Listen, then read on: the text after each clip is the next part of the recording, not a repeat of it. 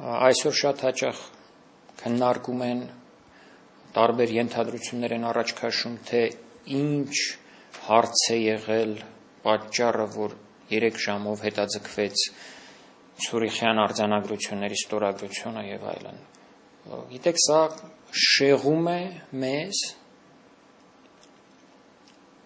ընդհանուր գնահատականից, շեղում է հարցին ուղղակիորեն նայելուց, որովհետև թե ինչ են քննարկել, ինչ չեն քննարկել, ինչն է պատճառը եղել այդ ուշացման, ունի 5-րդական եւ 10-րդական նշանակություն։ Խնդիրը բոլորովին այդ հայտարարությունը չէր, որ պետք է աներ Դավութ Օղլուն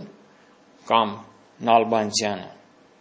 Խնդիրը նույնիսկ այդ արձանագրություններն էլ չեն, անընդհատ այդ մանրամասնությունների մեջ, որ փորձում են մտնել, քննարկել, ենթադրություններ անել եւ այլն։ Լավրովը նամակ գրեց Նալբանդյանին, թե Քլինթոնը որոշեց եւ խնդիրը շատ ավելի պարզ է։ Հայաստանի քաղաքականությունն է խնդիրը Թուրքիայի նկատմամբ, որը շարունակվում է 18 տարի։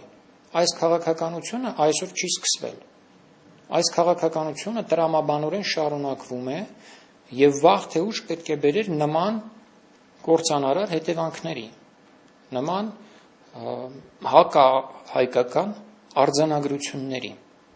Հիմա եկել ենք հասել ենք արդեն այդ հանգրվանին։ Եթե այսպես շարունակենք, իհարկե լինելու են նաև հաջորդ անձնատվական ակտերը, վավերացում, այնուհետև թուրքական պետության խնամակալություն Հայաստանի Հանրապետության վրա։ Եվ տնտեսական առումով, եւ գաղափարական առումով, եւ մշակութային առումով, եւ մնացած բոլոր առումներով։ Այս է խնդիրը, որը այսօր մոռացվում է,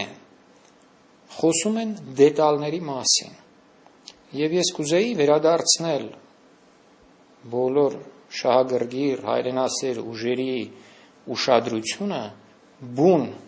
հարցին։ Իսկ բուն հարցը դա Հայաստանի Հանրապետության արտաքին քաղաքականության մեջ 18 տարի շարունակ հայկական հարցի անտեսումն է։ Թուրքիան կարող է եւ վավերացնել այդ արձանագրությունները, իհարկե հիմա Թուրքիան փորձելու է առավելագույնս շահել այս արձանագրություններից, ել ավելի մեծ զիջումներ կորզել Հայաստանից, այդ թվում Ղարաբաղյան հակամարտության գծով,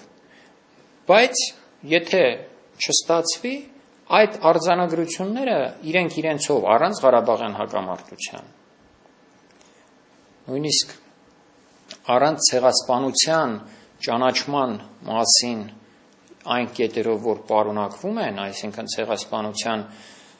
հարցը քննարկող պատմաբանների ենթահանձնաժողով ստեղծելու մասին,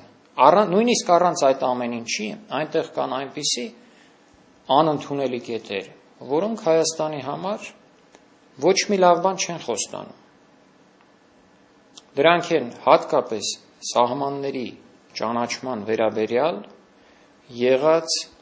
կետերը, այն կետերը, որոնք ընդունում են նախկին բոլոր պայմանագրերը, ընդունում են երրորդ պետությունների տարածաշրջանում եղած պետությունների հատկապես տարածքային ամբողջականությունը